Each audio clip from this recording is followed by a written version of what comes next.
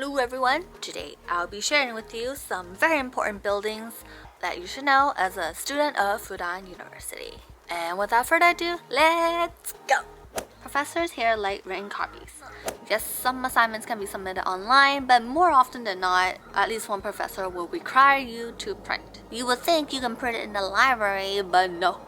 Please don't print in the library. It's a struggle, it's a hassle, it's not worth it, and it's very confusing.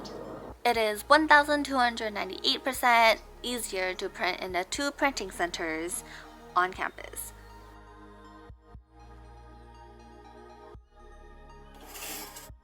The printing center is tiny, only has 3 to 4 computers, 2 printing machines, and a staff working there. A black and white copy is 0.1 or 0.2 RMB per page. When you're in the area, please keep your eyes peeled because there's no big sign that advertises that this place is a printing center. If you've ordered a package, the package will not be shipped directly to your dorms, but to a Tanya post office station. There are 2 of them on campus. If you're curious about how the package delivery system works, in Fudan University, you can click the cards on top over here, or I'll put the video in the description bar down below. There are 2 cafeterias in the Handan campus. The first one is a 3-minute walk from the dorms. It was still being constructed when I was there back in fall 2019, but I think the construction should be done by spring 2021.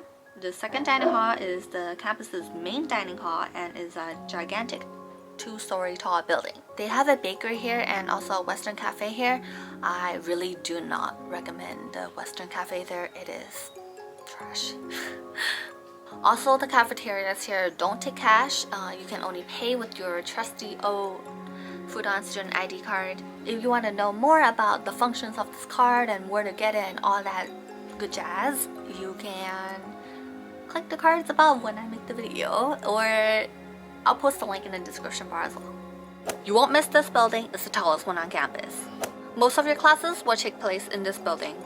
There's an east and west wing that looks exactly alike. Double check on your classroom number so you don't end up in the wrong classroom. On the 15th floor of this building, there's a cafe where you can sit down, study, and chat with your friends.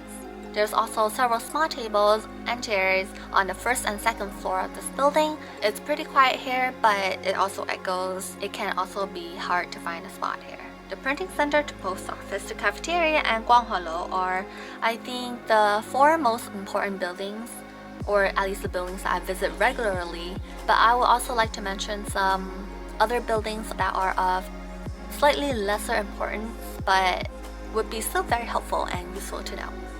The International Student Office is the department in charge of international student affairs. If you have any issues during registration or during semester, you can ask them. Or if you're part of UCAP, they have their own little office that you can visit. Any issues you have for the semester or during registration, you can go to them instead of the ISO. Building 10 is the office where you can get your student ID. You need to visit this place sometime the first week of your arrival at the university.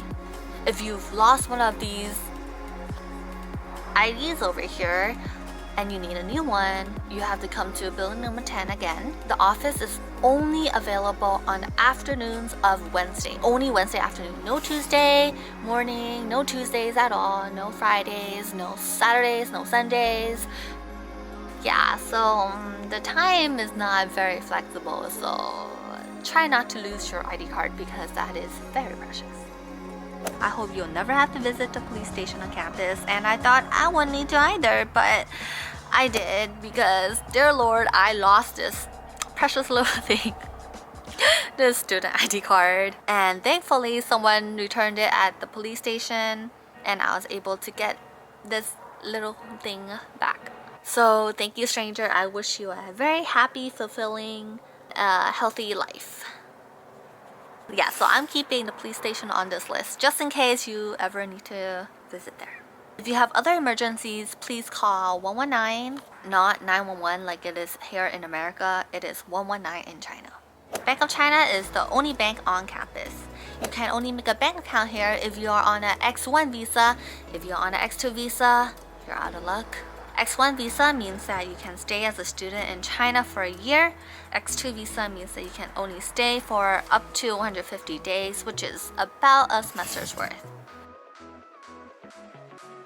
Okay, if you're on an X2 visa like I did, you cannot make an account at this one particular branch of the bank. However, you can make an account with ICBC, which is another super large, one of the largest 4 banks in China. If you want to know what documents you have to bring and where that bank is and all that good details, you can click the link in the description. You can click the link in the description bar down below, or click the cards up here. Hopefully this video will make your stay at Fudan University a lot more smooth sailing. If you have any questions, please let me know down below. This week's question is,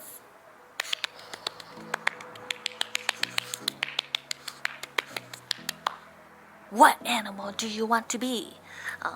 For me, I wanna be a bird so I can fly.